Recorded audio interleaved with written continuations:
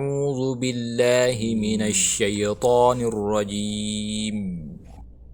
ألف لام ميم. تنزيل الكتاب لا ريب فيه من رب العالمين. أم يقولون افتراه بل هو الحق من ربك لتنذر قوما ما آتاهم من نذير من قبلك لعلهم يهتدون. الله الذي خلق السماوات والأرض وما بينهما في 6 أيام ثم استوى على العرش ما لكم من دونه من ولي ولا شفيع أفلا تتذكرون. يدبر الأمر من السماء إلى الأرض ثم يعرج إليه في يوم كان مقداره ألف سنة مما تعدون. ذلك عالم الغيب والشهادة العزيز الحكيم. ذلك عالم الغيب والشهادة العزيز الرحيم. صدق الله العظيم.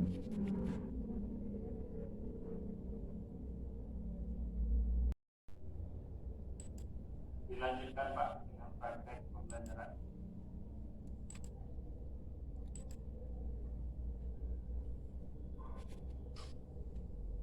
Assalamualaikum warahmatullahi wabarakatuh.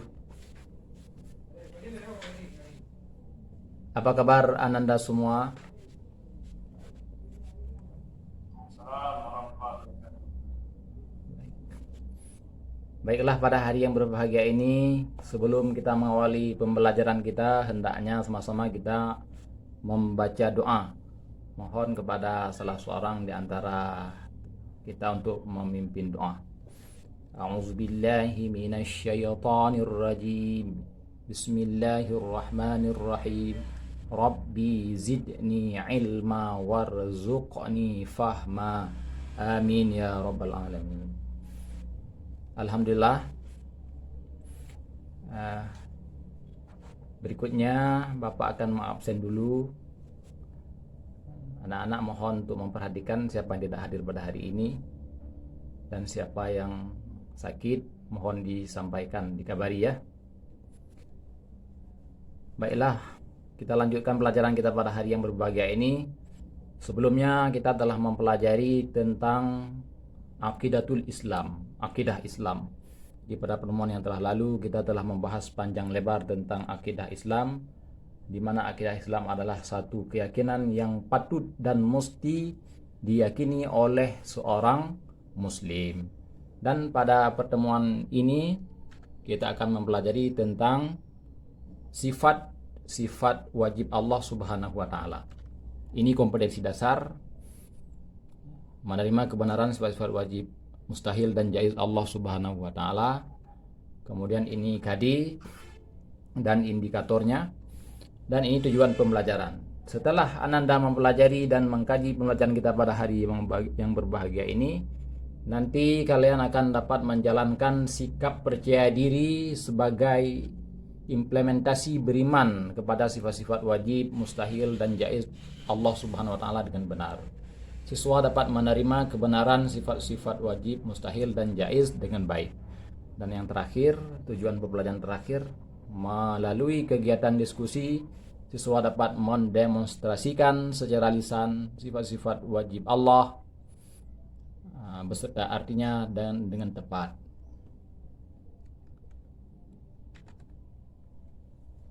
Baiklah anandaku semua, sifat Allah terbahagi 3. Di dalam kajian ilmu tauhid atau ilmu usuluddin, ini tidak boleh terlepas kita dalam mengkaji tentang teori hukum akal. Jadi dalam hal ini sifat wajib Allah itu, sifat-sifat Allah itu terbahagi 3. Ada wajib, mustahil dan jaiz. Jadi manakala disebut wajib dalam pembahasan ilmu tauhid, ini adalah wajib berdasarkan hukum akli. Bagaimana pengertian wajib berdasarkan hukum akal? Wajib adalah sesuatu yang tidak boleh tidak, mesti ada, sama dengan mesti ada pada Allah. Sesuatu yang mesti ada pada Allah. Apa itu mustahil? Mustahil adalah sesuatu yang tidak layak ada atau tidak patut ada pada Allah Subhanahu wa ta'ala. Dan jaiz sesuatu yang boleh ada dan boleh tiadanya. Lanjut kita. Apa itu sifat wajib bagi Allah? Sifat wajib bagi Allah ialah sifat yang mesti ada pada zat Allah sesuai dengan keagungannya Allah Subhanahu wa ta'ala. Sesuai dengan sebagai kesempurnaan bagi zatnya Allah, sang pencipta alam semesta ini. Nah, ada beberapa sifat wajib bagi Allah Subhanahu wa ta'ala. Jadi ini adalah sudah maklum, ada 20 sifat yang oleh setiap individu muslim wajib mengkaji dan mempelajarinya. Nah, siapa pencipta alam semesta ini?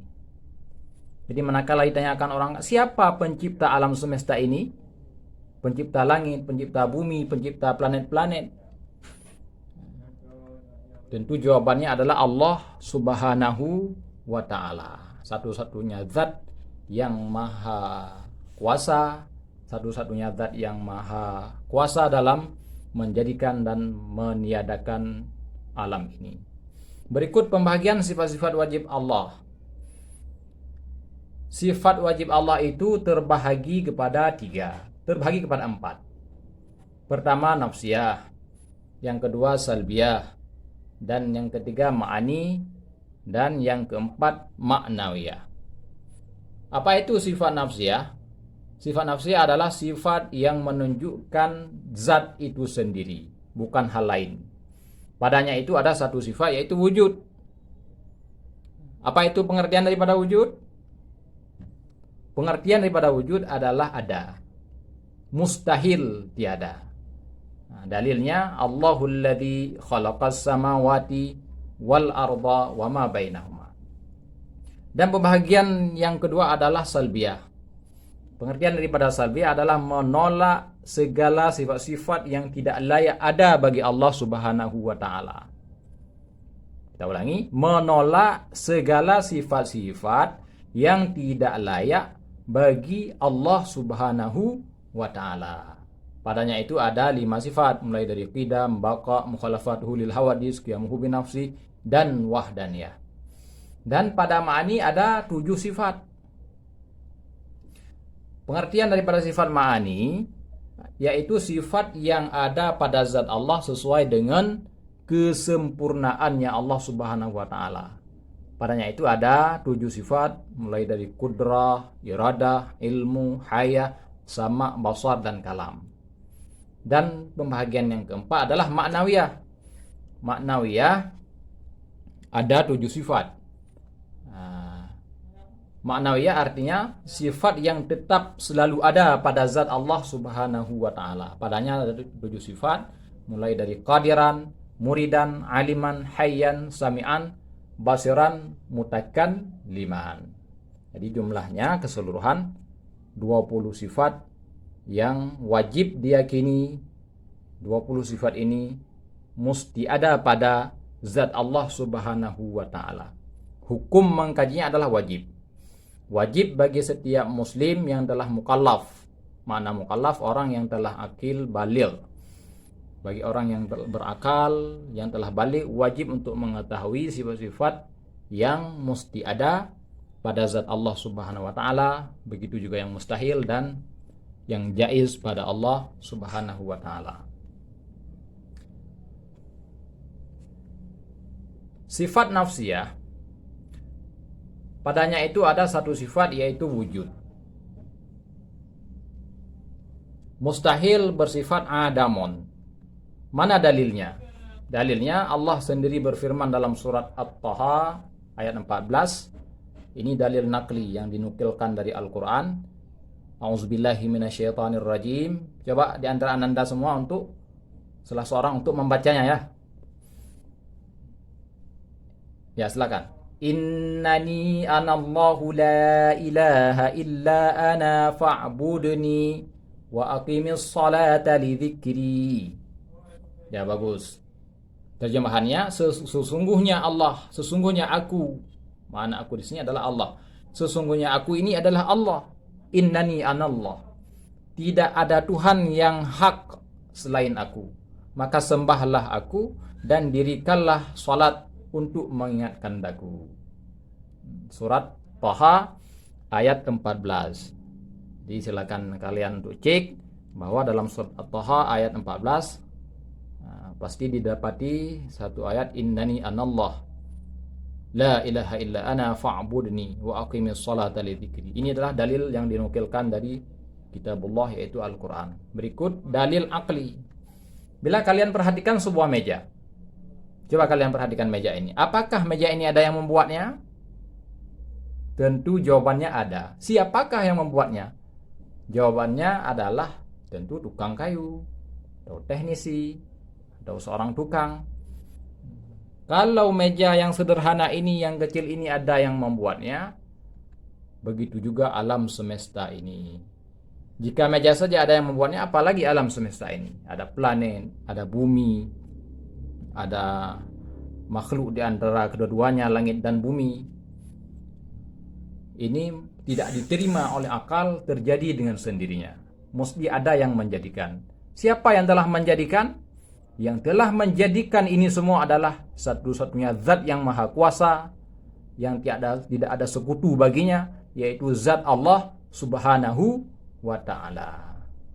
Ini adalah bekas kekuasaan Allah subhanahu wa ta'ala di dalam menjadikan, dalam menciptakan segala sesuatu yang ada di alam ini. Yang dikatakan dengan alam adalah ma siwallah. Selain Allah itu semuanya alam. Berikut sifat salbiyah, yaitu sifat yang digunakan untuk meniadakan sesuatu yang tidak layak bagi Allah subhanahu wa ta'ala. Jadi kita bicarakan adalah qidam. Mana dalil dari qidam? Allah berfirman dalam Al-Quran surat Al-Hadid ayat 3, wal awwalu wal akhiru wal zahiru wal batin wa huwa bikulli syai'in alim. Artinya, dialah Allah yang awal dan dia yang akhir. Dia yang zahir, dia yang batin. Dan dia maha mengetahui segala sesuatu. Dan dia maha mengetahui tentang segala sesuatu. Ini mohon diperhatikan. Ini dalil dari Al-Quranul Karim. Surat Al-Hadid ayat 3. Kemudian mana dalil aklinya? Bila kalian perhatikan sebuah meja, siapa yang terlebih dahulu ada? Apakah lebih dahulu ada meja dengan tukang kayu, atau lebih dahulu ada tukang kayu dengan meja?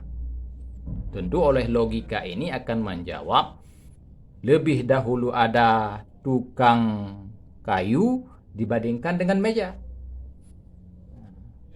Jadi alam semesta ini secara logika lebih dahulu ada pencipta dengan yang diciptakan. Sebagaimana halnya tukang kayu ini dengan meja. Lebih dahulu ada tukang kayu dibandingkan dengan meja. Begitu juga dengan alam semesta ini. Lebih dahulu ada dibandingkan dengan alam, dengan planet-planet, dengan bumi, dengan langit, dan barang-barang yang terdapat di antara kedua-duanya, langit dan bumi. Ini lebih dahulunya Allah subhanahu wa ta'ala daripada ciptaan-ciptaannya. Nah, mana dalil ini yang terakhir daripada sifat salbiyah, yaitu sifat wahdaniyah. Wahdaniyah artinya esa. Mana dalilnya? Boleh di antara salah seorang di antara kalian untuk membacanya. Ya, silakan. Bismillahirrahmanirrahim. Qul huwallahu ahad. Katakanlah, hai Muhammad, dialah Allah yang Maha Esa. Quran surat Al-Ikhlas ayat pertama. Ini juga dalil yang diambilkan atau yang dinukilkan dari kitabullah, yaitu Al-Quranul Karim. Mana dalil aklinya? Ada berapa banyak manusia di permukaan bumi? Tentu jawabannya adalah sangat banyak, tidak terhitung. Kemudian ada berapa meja yang sudah dibuat? Tentu jawabannya juga banyak. Yang menciptakan hanya satu, yaitu Allah Subhanahu wa Ta'ala. Walaupun jumlahnya banyak, yang dijadikannya banyak, tapi yang menciptakan hanya satu, yaitu Allah Subhanahu wa Ta'ala. Seperti halnya meja jumlahnya banyak, yang buatnya adalah seorang tukang. Apa ini? Ini adalah sebuah planet. Apa hubungan planet dengan sifat-sifat yang telah kita pelajari? Ada 6 sifat, yaitu mulai dari wujud. Wujud adanya planet bumi, adanya planet, bukti adanya Allah Subhanahu wa Ta'ala. Adanya planet sama dengan adanya alam, sebagai dalil, sebagai bukti adanya Allah Subhanahu wa Ta'ala. Sama dengan planet ini menjadi tanda kepada adanya Allah Subhanahu wa Ta'ala. Kemudian qidam, lebih terdahulu Allah Subhanahu wa Ta'ala dibandingkan planet-planet. Maka planet suatu saat akan hancur, Allah tetap kekal. Kemudian mukhalafatul lil hawadis, Allah tidak sama dengan planet. Berikut qiyamuhu binafsi, Allah tidak memerlukan bantuan alam semesta dalam menciptakan planet. Jadi Allah terkaya daripada yang lain. Innallaha laghaniyun 'anil 'alamin. Kemudian yang terakhir wahdaniyah, Allah itu satu, sedangkan planet-planet itu jumlahnya banyak. Nah, begitulah anandaku sekalian. Kemudian kita kerjakan tugas. Bapak akan membagikan kalian kepada 3 kelompok A, B, dan C. Ini tugas yang kalian kerjakan untuk beberapa menit ke depan. Coba perhatikan gambar ini. Apa yang bisa kalian uraikan dengan sifat Allah yang telah kalian pelajari? Diskusikan dengan teman sekelompokmu. Ini adalah tugas kalian. Mohon diskusi dengan baik, kerjasama dengan baik, berdasarkan apa-apa yang telah Bapak uraikan di belakang. Berdasarkan gambar yang tertera ini, silahkan kalian diskusi. Nah, kalian sharing, berbagi, dan uraikan dengan sifat-sifat Allah yang telah kalian pelajari di belakang. Ya, waktunya selesai. Kepada salah seorang untuk ketua kelompok untuk mempresentasi, kami berikan waktu 2 menit per satu kelompok untuk presentasi. Ya, silakan. Ya, terima kasih kepada masing-masing kelompok yang telah mempresentasi hasil diskusinya pada hari yang berbahagia ini. Dan di akhir daripada pertemuan kita pada hari yang berbahagia ini, Bapak mengharap kepada kalian untuk sama-sama mengambil kesimpulan dari apa yang telah kita pelajari dalam pembelajaran kita pada hari yang berbahagia ini. Mohon kepada kalian untuk mengambil kesimpulan secara bersama-sama pada pembelajaran kita kali ini. Ya, satu, sifat-sifat kesimpulan dari pembelajaran pada hari ini. Sifat-sifat Allah ada 3, wajib, mustahil, dan jaiz. Sifat wajib Allah adalah sifat yang pasti dimiliki Allah sesuai dengan keagungannya. Yang ketiga, sifat wajib ada 20, mulai dari wujud, qidam, baqa, hingga mutakallim. Dan yang keempat, sifat wajib dikelompokkan menjadi 4, nafsiyah, salbiyah, ma'ani, dan ma'nawiyah. Pada nafsiyah ada 1 sifat, pada nafsiyah ada 5 sifat, salbiyah ada 7, dan ma'ani ada 7, ma'nawiyah ada 7 sifat. Dan yang ketujuh, sebagai seorang muslim kita harus hafal dan mengenal sifat-sifat yang wajib bagi Allah Subhanahu wa Ta'ala. Baiklah, sampai di sini di ujung pertemuan kita pada hari yang berbahagia ini. Kepada Ananda semua, insya Allah pada pertemuan yang akan datang kita akan membicarakan lebih lanjut tentang sifat-sifat mustahil Allah Subhanahu wa Ta'ala. Jadi pada hari yang berbahagia ini Saya memohon kepada kalian untuk memutalaah di rumah, mengkaji, membaca, kemudian nanti pada pertemuan yang akan datang kita akan membahas secara mendetail di ruang pembelajaran kita ini. Pada hari yang berbahagia ini saya akhiri dengan kalimat hamdallah, alhamdulillahi rabbil alamin. Semoga pembelajaran hari ini memberi manfaat kepada kita semua, dan pada akhirnya saya mengucapkan hadanallah wa yakum ajmain. Wassalamualaikum warahmatullahi wabarakatuh.